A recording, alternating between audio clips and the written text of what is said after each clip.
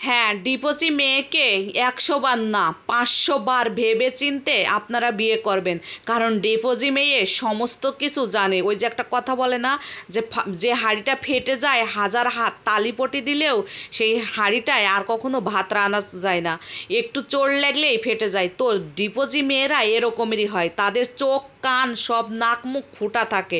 কারণ তারা জানে থানা পুলিশে কি করতে পারে, তারা জানে বাড়ির মাতবাররা সালিশ মাতব্বর ডাকলে কি হয়, তারা জানে যে কাবিনের টাকা কিভাবে কিভাবে আদায় করতে হয়। ডিভোর্সি মেয়ে এটাও জানে যে আবার একটা টাকাওয়ালা পুরুষকে কান্নাকাটি করে ভুলাই ভালাইয়ে কিভাবে বিয়ে করা যায়। একটা ডিভোর্সি মেয়ে এগুলো সবই জানে। আমার কি বলাটা ভুল হয়ে গেছে?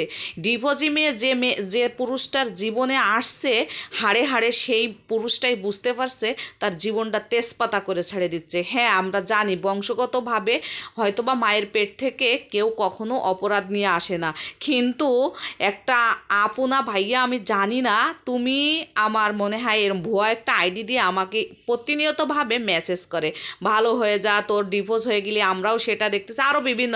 আমি আপনাকে বলবো, আপনি কি মেয়ে মানুষ না পুরুষ আমি জানি না, আপনার মা বোন খালা ফুফুর কি ডিভোর্স হয়েছে না আপনার ডিভোর্স হয়েছে যে আমার কথায় আপনার এত রেগে যান? যদি আপনার ডিভোর্স হয়ে থাকে, আপনার মা বোন খালা ফুফুকে যদি ডিভোর্স হয়ে থাকে, তাহলে তাদের কাছে একবার জিজ্ঞেস করে দেখেন তাদের অপরাধটা কী।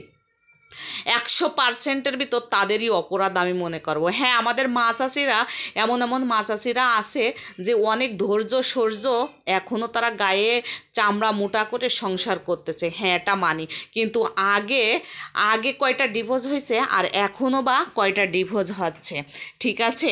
কারণ এটা হিসাব করতে হবে, আমরা মেয়ে মানুষ, আমাদের শ্বশুরবাড়ির ভাত খাওয়া এত সহজ না। দ্বিতীয়ত কথা হচ্ছে যে আমি সব মেয়েকে আর সব পুরুষকে এক করি না। যার অপরাধ হবে, যে মেয়ে হোক আর ছেলে হোক, আমি প্রতিনিয়তভাবে প্রতিবাদী ভিডিও বানাই, এটাই আমার নিয়ম। কিন্তু আমি সব মেয়েদের এবং সব ছেলেদেরকেও বলি নাই। যারা খারাপ আমার চোখে বাঁধবে, তাইতে আমার মা বোন হোক, আমার খালা হোক, ফুফুক, আমি নিজেই হই, দোষ তো দোষী, অন্যায় তো অন্যায়। তবে আশা করি আমার কথাটা বুঝতে পারছেন, ঠিক আছে? তবে ডিভোর্সি মেয়েকে বিয়ে করার আগে ৫০০ বার ভেবে চিন্তে আপনারা বিয়ে করেন। আর যদি হাতে সময় থাকে, আপনারা একটু মানে ডিসিশন নেবেন তার পরিবারের সঙ্গে কথা বলার জন্য। কারণ ডিভোর্সি মেয়ের পরিবার দৌড়াইতে মানে মানুষকে দাবড়াইতে তারা সবই বুঝে গেছে। আমার কথাটা একটু তিতা হলেও কারণ সত্য কথাই। আমার জীবনেও ডিভোর্স হতেই পারে, স্বাভাবিক, যদি আমি আপনাদের মতন ব্যবহার কালচার করি, আমি যদি আমার নিজের পরিবার মনে না করি, তাহলে তো আমারও ডিভোর্স হবে, তাই না? আমাদের বিয়ের পরে কিন্তু মা বাবার পরিচয় আমরা বড় হই না। আমার ছেলে মেয়েও আমার মা বাবার পরিচয় বড় হয় না। আমার স্বামীর বাড়ি, শ্বশুর শাশুড়ি এবং আমার পরিচয় বিয়ের পরই কিন্তু স্বামীর নামটা আসে, শ্বশুরের নামটা আসে, জেলা থানা তারই পরিবার তারই এসে চলে। আশা করি আমার ভিডিওগুলো বুঝতে পারছেন।